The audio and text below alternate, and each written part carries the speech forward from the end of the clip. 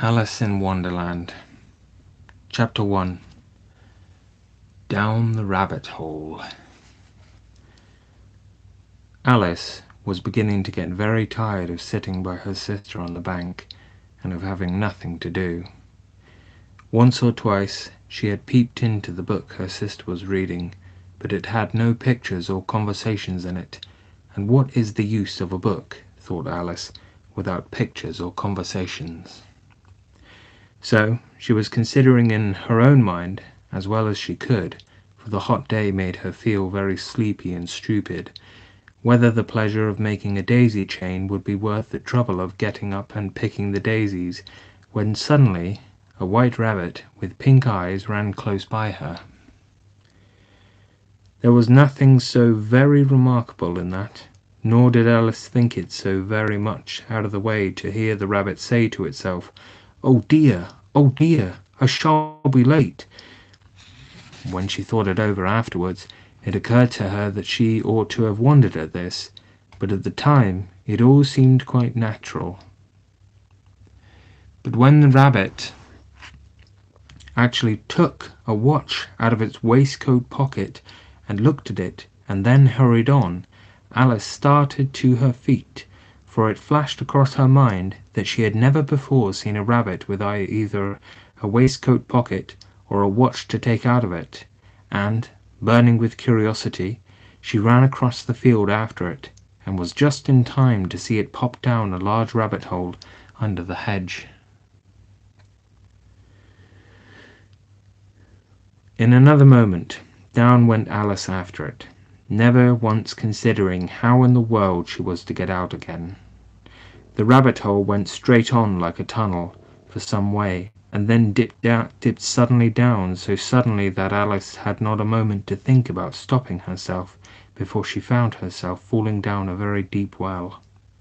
Either the well was very deep, or she fell very slowly, for she had plenty of time as she went down to look about her and to wonder what was going to happen next. First she tried to look down and make out what she was coming to, but it was too dark to see anything.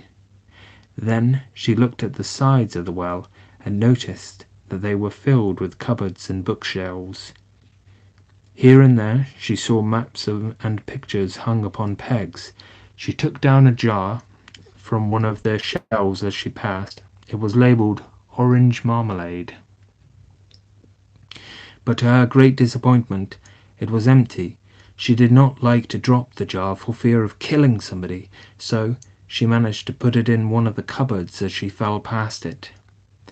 Well, thought Alice to herself, after such a fall as this, I shall think nothing of tumbling downstairs.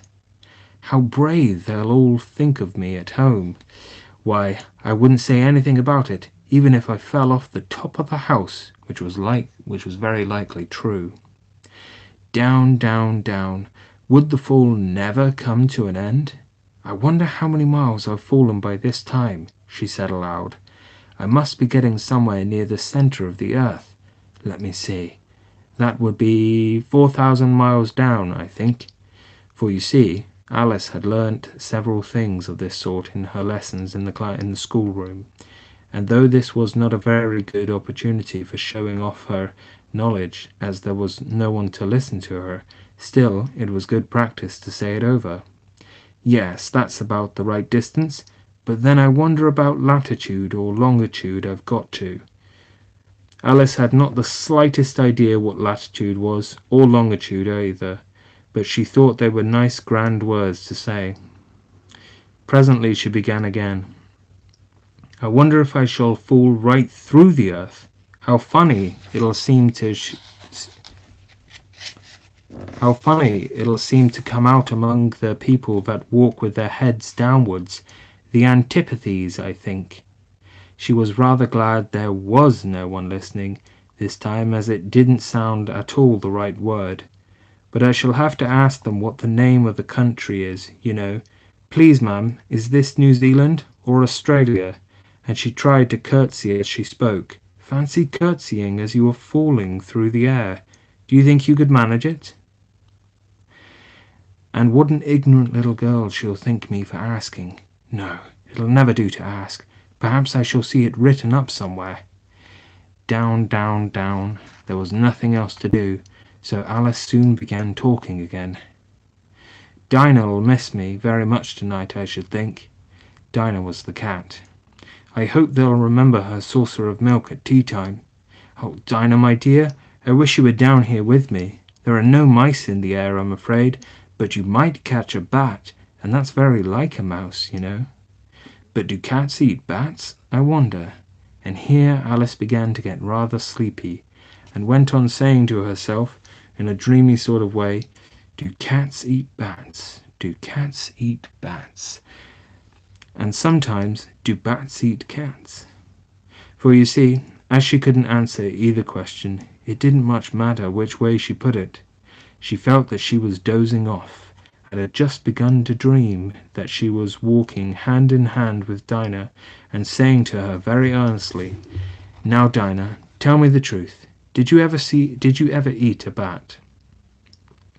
When suddenly, thump, thump, down she came upon a heap of sticks and dry leaves, and the fall was over. Alice was not a bit hurt, and she jumped on to her feet in a moment. She looked up, but it was all dark overhead. Before her was another long passage, and the White Rabbit was still in sight, hurrying down it. There was not a moment to be lost. Away went Alice like the wind, and was just in time to hear it say, as it turned a corner, "Oh, my ears and whiskers, how late it's getting!" She was close behind it when she turned the corner, but the rabbit was no longer to be seen. She found herself in a long, low hall, which was lit up by a row of lamps hanging from the roof. There were doors all round the hall, but they were all locked, and when Alice had been all the way down one side and up the other, trying every door, she walked sadly down the middle, wondering how she was ever to get out again. Suddenly she came upon a little three-legged table, all made of solid glass.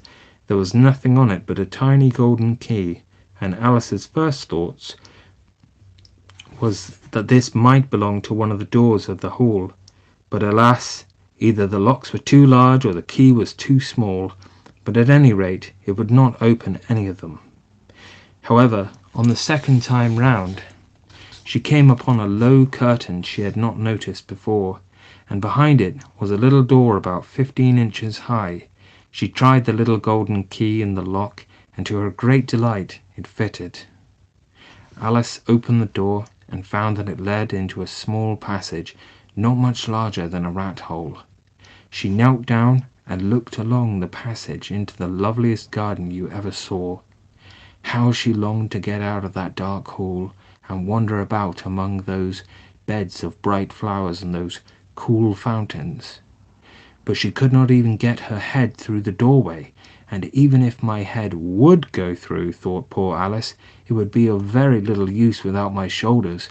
Oh, how I wish I could shut up like a telescope. I think I could, if I only knew how to begin. For you see, so many out-of-the-way things had happened lately that Alice had begun to think that very few things indeed were really impossible. There seemed to be no use in waiting by the little door, so she went back to the table, half hoping she might find another key on it, or, at any rate, a book of rules for shutting people up like telescopes. This time she found a little bottle on it, which certainly was not here before, said Alice, and round the neck of the bottle was a paper label with the words "Drink Me" beautifully printed on it in large letters. It was all very well to say "drink me," but the wise little Alice was not going to do that in a hurry. "No, I'll look first," she said, "and see whether it's marked poison or not." For she had read several nice little stories about children who had got burnt and eaten up by wild beasts and other unpleasant things, all because they would not remember the simple rules their friends had taught them, such as that a red-hot poker will burn you if you hold it too long, and that if you cut your finger very deeply with a knife, it usually bleeds, and she had never forgotten that. If you drink much from a bottle marked poison, it is almost certain to disagree with you sooner or later.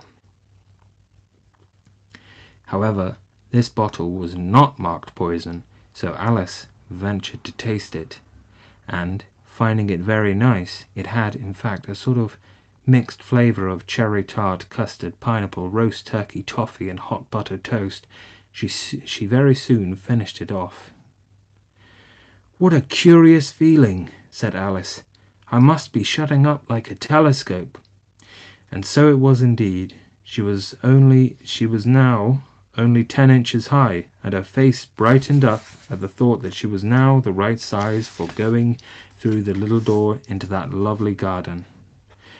First, however, she waited for a few minutes to see if she was going to shrink any further. She felt a little nervous about this, for it might end, you know, said Alice to herself, in my going out altogether like a candle. I wonder what I should be like then. And she tried to fancy what the flame of a candle looks like after the candle is blown out, for she could not remember ever having seen such a thing. After a while, finding that nothing more happened, she decided on go rather sharply. "I advise you to leave off this minute." She generally gave herself very good advice, though she very seldom followed it. And sometimes she scolded herself so severely as to bring tears into her eyes, and once she remembered trying to box her own ears for having cheated herself in a game of croquet which she was playing against herself. For this curious child was very fond of pretending to be two people. But it's no use now, thought poor Alice, to pretend to be two people. Why, there's hardly enough of me left to make one respectable person. Soon her eye fell on a little glass box that was lying under the table. She opened it and found in it a very small cake, on which the words "Eat me" were beautifully marked in currants. "Well, I'll eat it," said Alice, "and if it makes me grow larger, I can reach the key, and if it makes me grow smaller, I can creep under the door. So either way, I'll get into the garden, and I don't care which happens." She ate a little bit and said anxiously to herself, "Which way, which way?"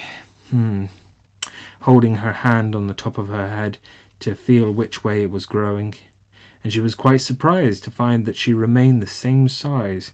To be sure, this generally happens when one eats cake, but Alice had got so much into the way of expecting nothing but out of the way things to happen that it seemed quite dull and stupid for life to go on in the common way. So she set to work and very soon finished off the cake.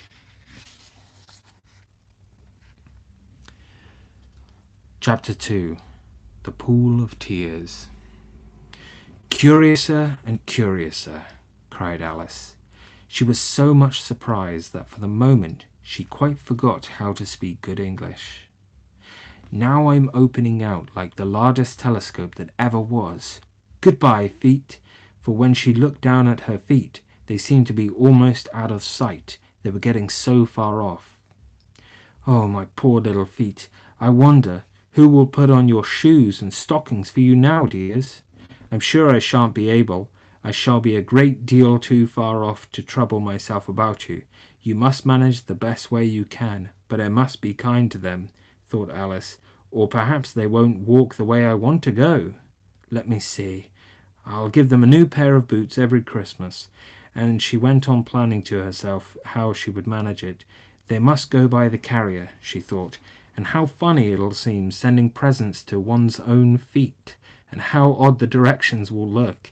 Alice's right foot, Esquire, hearthrug, near the fender, with Alice's love." "Oh dear, what nonsense I'm talking!" Just at this moment her head struck against the roof of the hall. In fact, she was now rather more than 9 feet high, and she at once took up the little golden key and hurried off to the garden door. Poor Alice!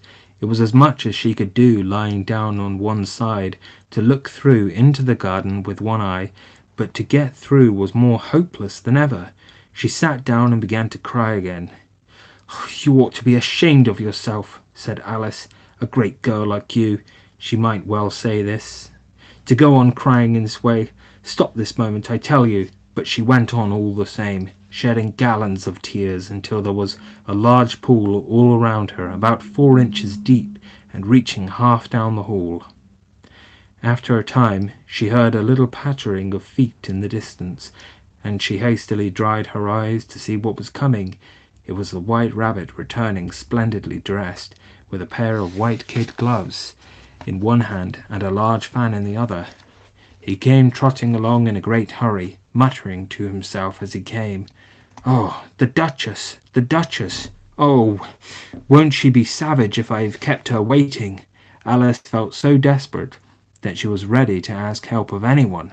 So, when the rabbit came near her, she began in a low, timid voice, "If you please, sir." The rabbit started violently, dropped the white kid gloves and the fan, and scurried away into the darkness as hard as he could go. Alice took up the fan and gloves, and, as the hall was very hot, she kept fanning herself all the time she went on talking. "Dear, dear, how queer everything is today, and yesterday things went on just as usual. I wonder if I've been changed in the night. Let me think. Was I the same when I got up this morning? I almost think I can remember feeling a little different. But if I'm not the same, the next question is, who in the world am I? Ah, that's the great puzzle." And she began thinking over all the children she knew that were of the same age as herself, to see if she could have been changed for any of them. "I'm sure I'm not Ada," she said, "for her hair goes in such long ringlets, and mine doesn't go in ringlets at all. And I'm sure I can't be Mabel, for I know all sorts of things, and she knows such a very little. Besides, she's she, and I'm I, and oh dear, how puzzling it all is. I'll try if I know all the things I used to know. Let me see. 4 times 5 is 12, and 4 times 6 is 13, and 4 times 7 is... Oh dear, I shall never get to 20 at that rate. However, the multiplication table doesn't signify. Let's try geography. London is the capital of Paris, and Paris is the capital of Rome, and Rome... No, that's all wrong, I'm certain. I must have been changed for Mabel. I'll try and say, how doth the little... And she crossed her hands on her lap as if she were saying lessons, and began to repeat it, but her voice sounded hoarse and strange, and the words did not come the same as they used to. How doth the little crocodile improve his shining tail, and pour the waters of the Nile on every golden scale? How cheerfully he seems to grin, how neatly spreads his claws, and welcomes little fishes in with gently smiling jaws. I'm sure those are not the right words, said poor Alice, and her eyes filled with tears again as she went on. I must be Mabel after all, and I shall have to go and live in that poky little house and have next to no toys to play with, and oh, ever so many lessons to learn. No, I've made up my mind about it. If I'm Mabel, I'll stay down here. It'll be no use they're putting their heads down and saying, come up again, dear. I shall only look up and say, who am I then? Tell me that first, and then, if I like being that person, I'll come up. If not, I'll stay down here till I'm somebody else. But oh dear, cried Alice with a sudden burst of tears, I do wish they would put their heads down. I am so very tired of being all alone here. As she said this, she looked down at her hands, and was surprised to see that she had put on one of the rabbit's little white kid gloves while she was talking. How can I have done that? She thought. I must be growing small again.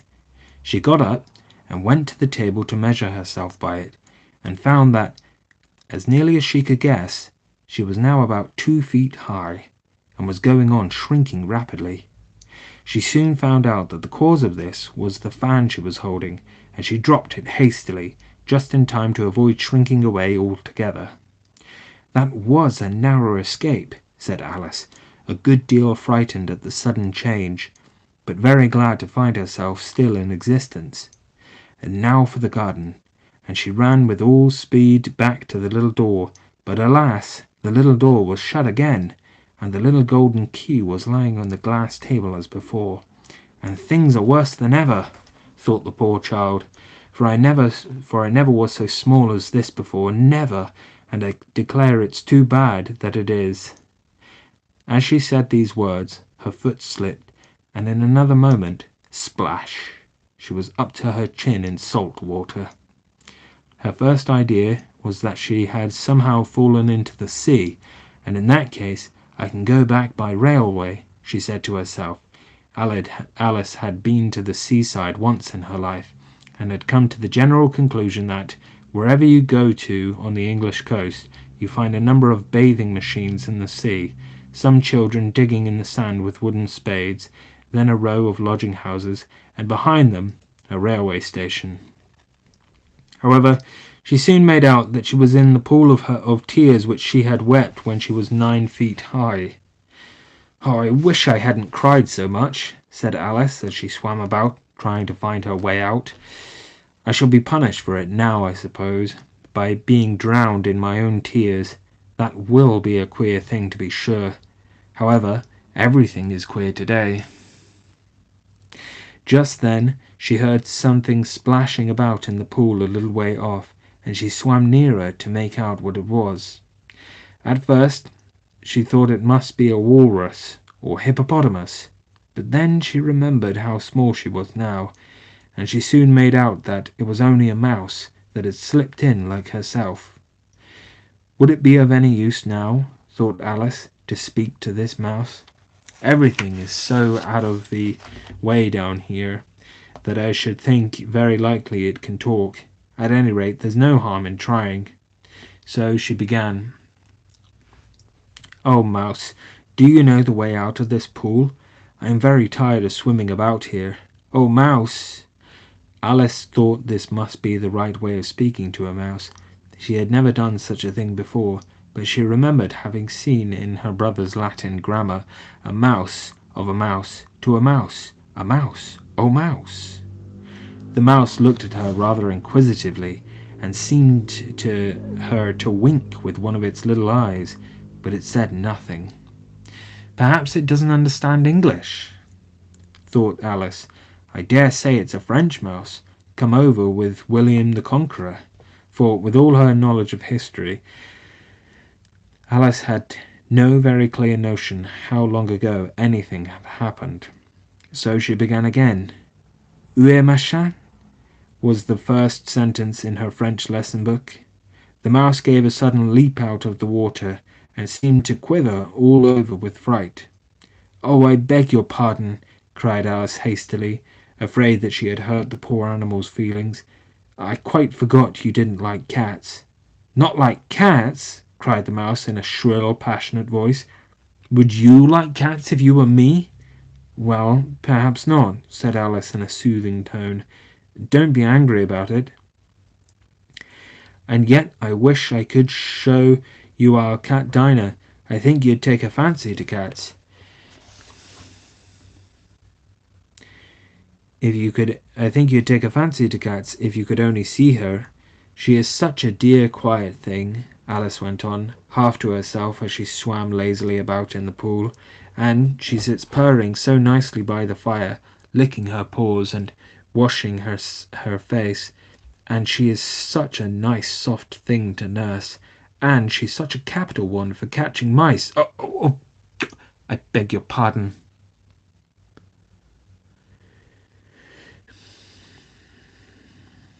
cried Alice again, for this time the mouse was bristling all over, and she felt certain it must be really offended.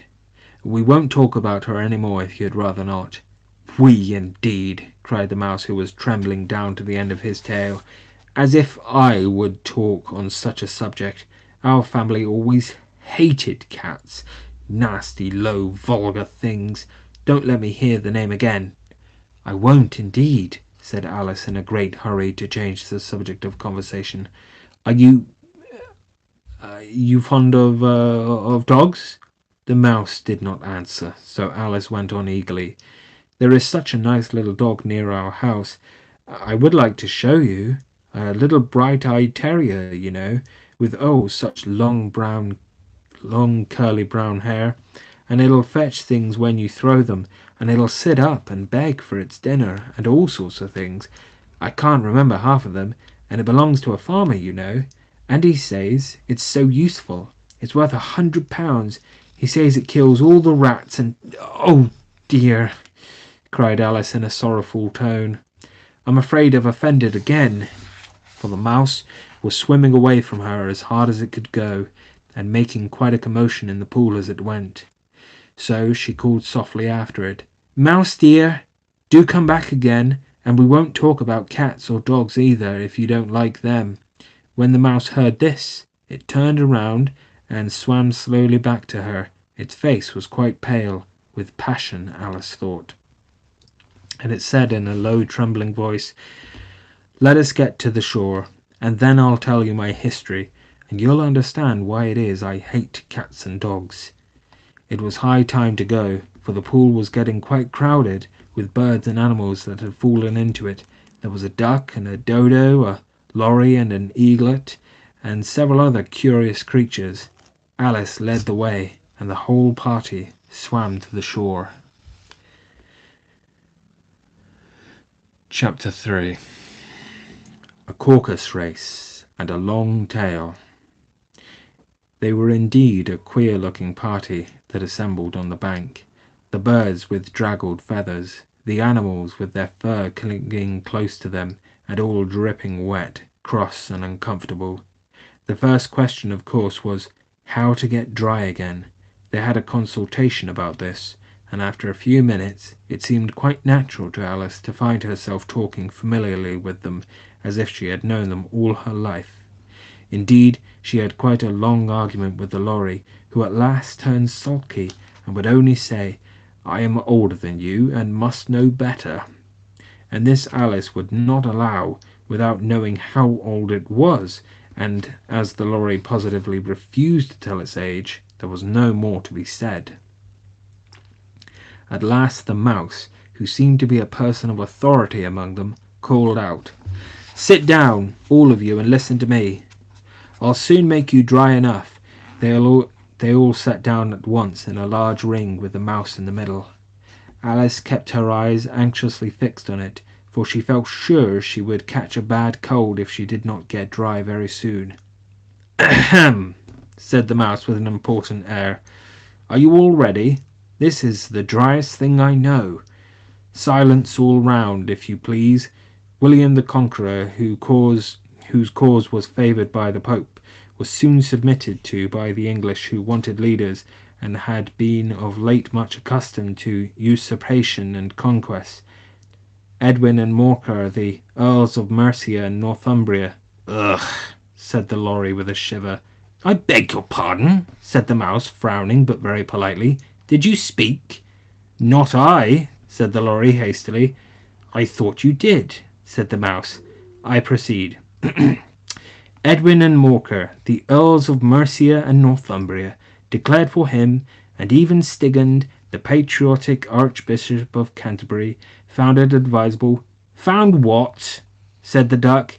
"Found it," the mouse replied rather crossly. "Of course you know what it means." "I know what it means well enough when I find a thing," said the duck. "It's generally a frog or a worm. The question is, what did the Archbishop find?" The mouse did not notice this question, but hurriedly went on. "Found it advisable to go with Edgar Atheling to meet William and offer him the crown. William's conduct at first was moderate, but the insolence of his Normans— How are you getting on now, my dear?" it continued, turning to Alice as it spoke. "As wet as ever," said Alice in a melancholy tone. "It doesn't seem to dry me at all." "In that case," said the dodo solemnly, rising to its feet, "I move that the meeting adjourn, for the immediate adoption of more energetic remedies." "Speak English," said the eaglet. "I don't know the meaning of half those words, and what's more, I don't believe you do either." And the eaglet bent down its head to hide a smile. Some of the other birds tittered audibly. "What I was going to say," said the dodo in an offended tone, "was that the best thing to get us dry would be a caucus race." "What is a caucus race?" said Alice. Not that she much wanted to know, but the dodo had paused as if it thought somebody ought to speak, and no one else seemed inclined to say anything. "Why," said the dodo, "the best way to explain it is to do it. And, as you might like to try the thing yourself some winter day, I will tell you how the dodo managed it. First, it marked out a race course in a sort of circle. The exact shape doesn't matter, it said. And then all the party were placed along the course, here and there. There was no 1, 2, 3 and away, but they began running when they liked, and left off when they liked, so that it was not easy to know when the race was over. However, when they had been running half an hour or so, and were quite dry again, the dodo suddenly called out, "The race is over!" And they all crowded round it, panting and asking, "But who has won?" This question the dodo could not answer without a great deal of thought, and it stood for a long time with one finger pressed upon its forehead, the position in which you usually see Shakespeare in the pictures of him, while the rest waited in silence. At last the dodo said, "Everybody has won, and all must have prizes." "But who is to give the prizes?" quite a chorus of voices asked. "Why, she, of course," said the dodo, pointing to Alice with one finger, and the whole party at once crowded round her, calling out in a confused way, "Prizes! Prizes!" Alice had no idea what to do, and in despair she put her hand in her pocket and pulled out a box of comfits. Luckily the salt water had not got into it, and handed them round as prizes. There was exactly one apiece all round. "But she must have a prize herself, you know," said the mouse. "Of course," the dodo replied very gravely. "What else have you got in your pocket?" he went on, turning to Alice. "Only a thimble," said Alice sadly. "Hand it over here," said the dodo. Then they all crowded round her once more, while the dodo solemnly presented the thimble, saying, "We beg your acceptance of this elegant thimble." And when it had finished this short speech, they all cheered. Alice thought the whole thing very absurd, but they all looked so grave that she did not dare to laugh, and, as she could not think of anything to say, she simply bowed and took the thimble, looking as solemnly as she could. The next thing was to eat the comfits. This caused some noise and confusion, as the large birds complained that they could not taste theirs, and the small ones choked and had to be patted on the back. However, it was over at last, and they sat down again in a ring and begged the mouse to tell them something more. "You promised to tell me your history, you know," said Alice, "and why it is you hate C and D," she added in a whisper, half afraid that it would be offended again. "And who is Dinah, if I might venture to ask the question?" said the Lorry. Alice replied eagerly, for she was ready to talk about her pet. "Dinah's our cat, and she's such a capital one for catching mice you can't think. And oh, I wish you could see her after the birds. Why, she'll eat a little bird as soon as look at it." This speech caused a remarkable sensation among the party. Some of the birds hurried off at once. One old magpie began wrapping itself up very carefully, remarking, "I really must be getting home. The night air doesn't suit my throat." And a canary called out in a trembling voice to its children, "Come away, my dears. It's high time you were all in bed." On various pretexts they all moved off, and Alice was soon left alone. I wish I hadn't mentioned Dinah. she said to herself in a melancholy tone. Nobody seems to like her down here, and I'm sure she's the best cat in the world. Oh, my dear Dinah, I wonder if I shall ever see you any more. And here poor Alice began to cry again, for she felt very lonely and low-spirited. In a little while, however, she again heard a little pattering of footsteps in the distance, and she looked up eagerly, half hoping that the mouse had changed his mind and was coming back to finish his story. Take a brief pause there for a drink of water.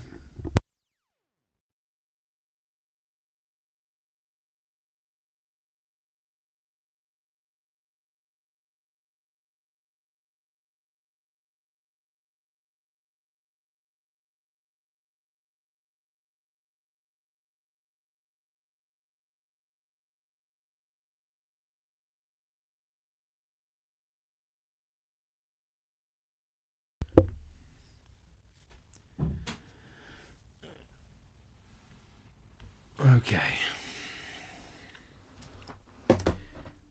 Chapter 4. The Rabbit Sends in a Little Bill. It was the White Rabbit trotting slowly back again, and looking anxiously about it as it went, as if it had lost something, and she heard it muttering to itself, "The Duchess! The Duchess! Oh, my dear paws! Oh, my fur and whiskers!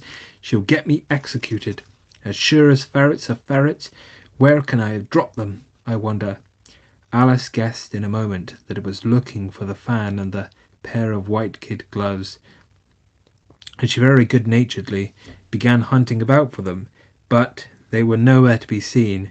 Everything seemed to have changed since her swim in the pool, and the great hall, with the glass table and the little door, had vanished completely.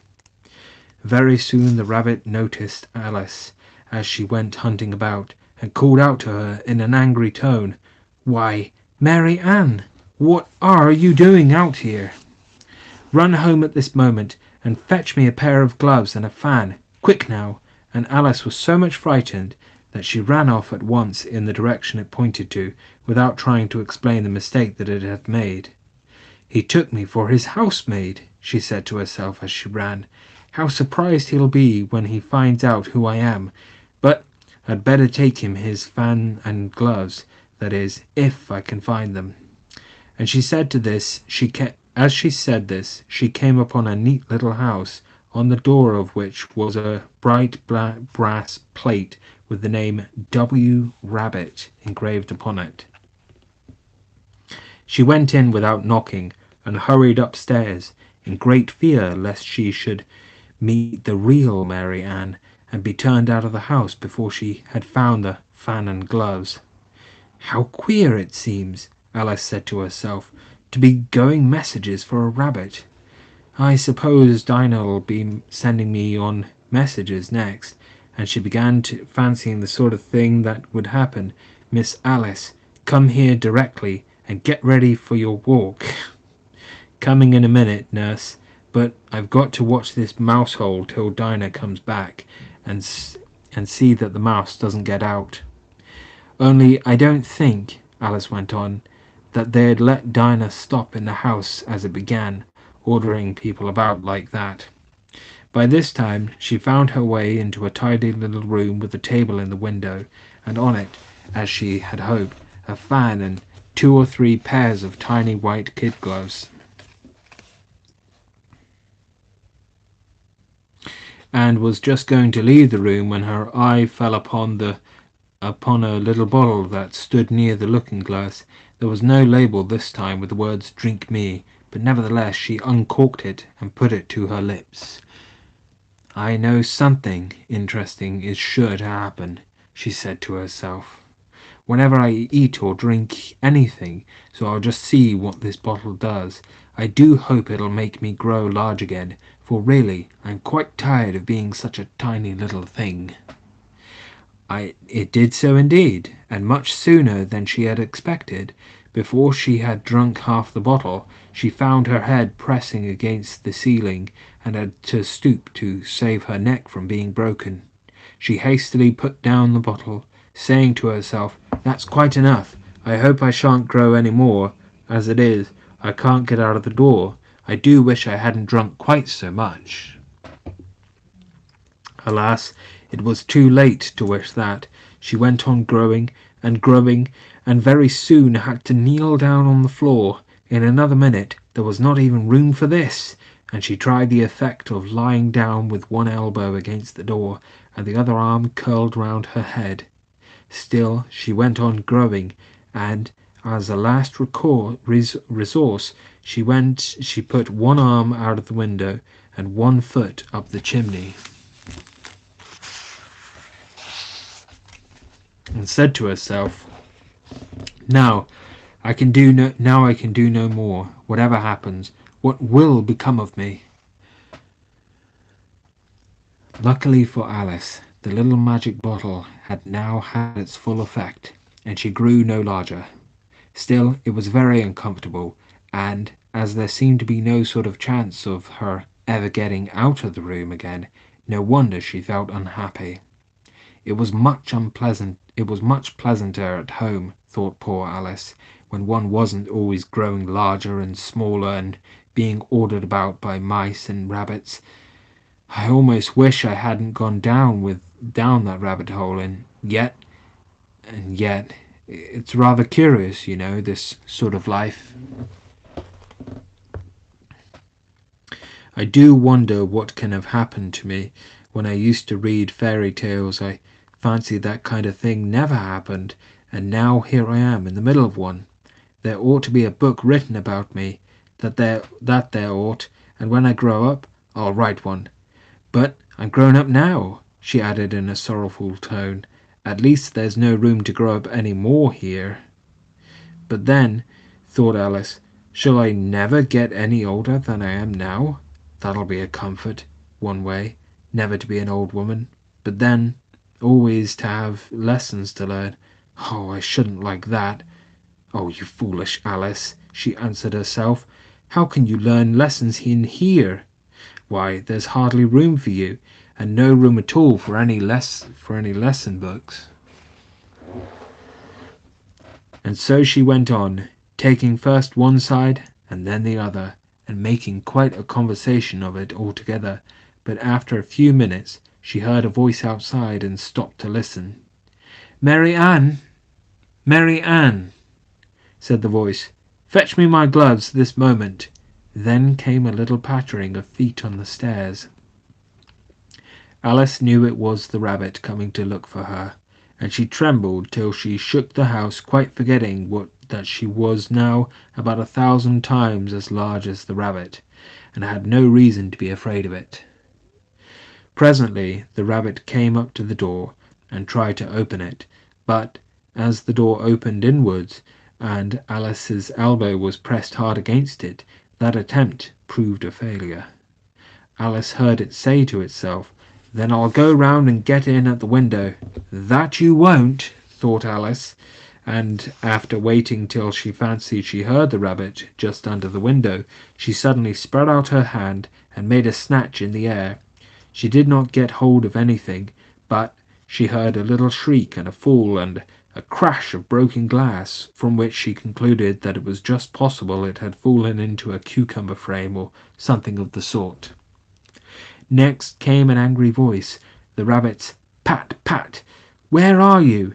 and then a voice she had never heard before. "Sure then I'm here, digging for apples, your honour."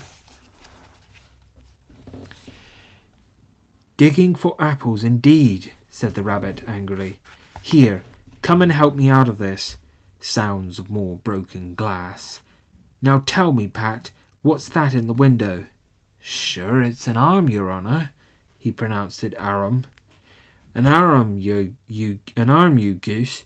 Who ever saw one that size? Why, it fills the whole window." "Sure it does, your honour, but it's an arm for all that."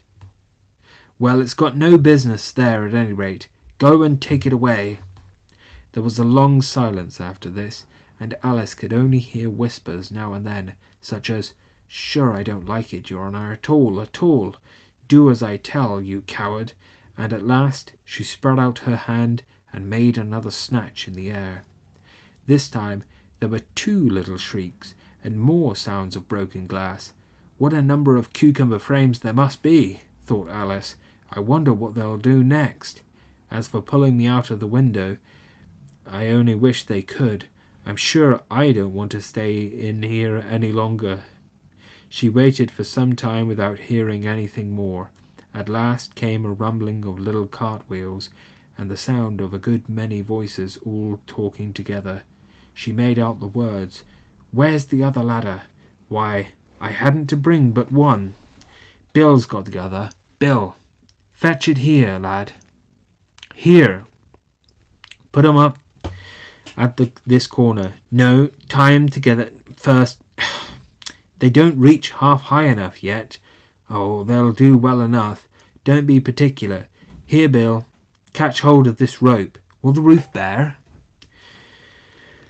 Mind that loose slate. Oh, it's coming down. Heads below. A loud crash. Now, who did that? It was Bill, I fancy. Who's to go down the chimney? Nay, I shan't do it. You do it. That I won't, then. Bill's got to go down. Here, Bill, the master says you've got to go down the chimney. Oh, so Bill's got to come down the chimney, has he? Said Alice to herself. Why, they seem to put everything upon Bill. I wouldn't be in Bill's place for a good deal. This fireplace is narrow, to be sure.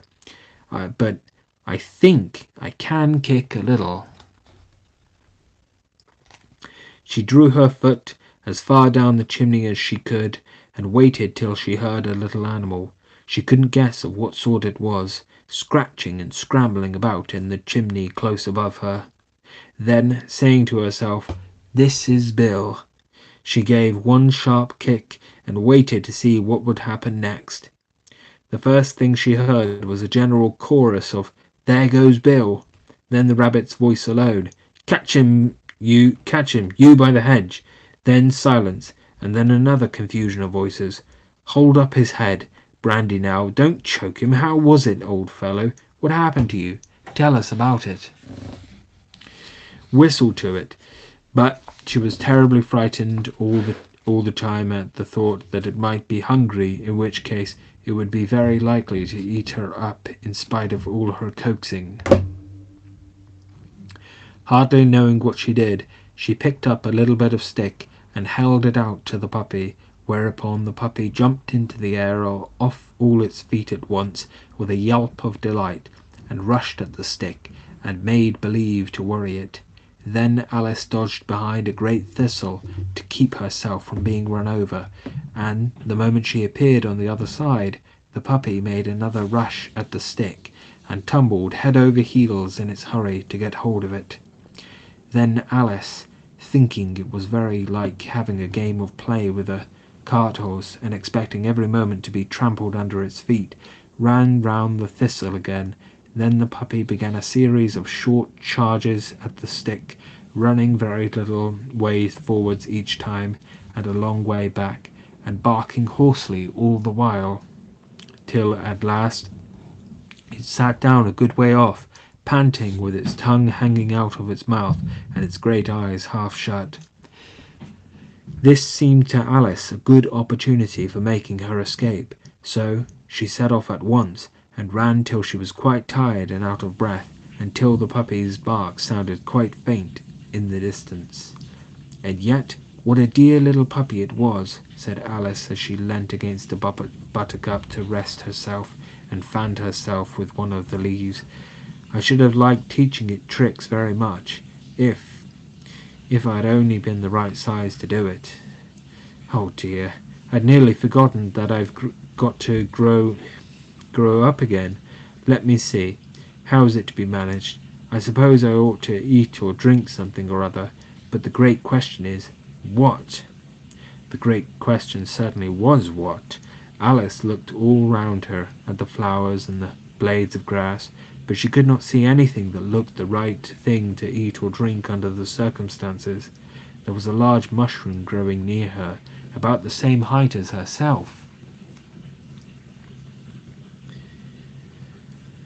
and when she had looked under it, and on both sides of it and behind it, It occurred to her that she might as well look and see what was on the top of it. She stretched herself up on tiptoe and peeped over the edge of the mushroom, and her eyes immediately met those of a large caterpillar that was sitting on the top, with its arms folded, quietly smoking a long hookah, and taking not the smallest notice of her or anything else.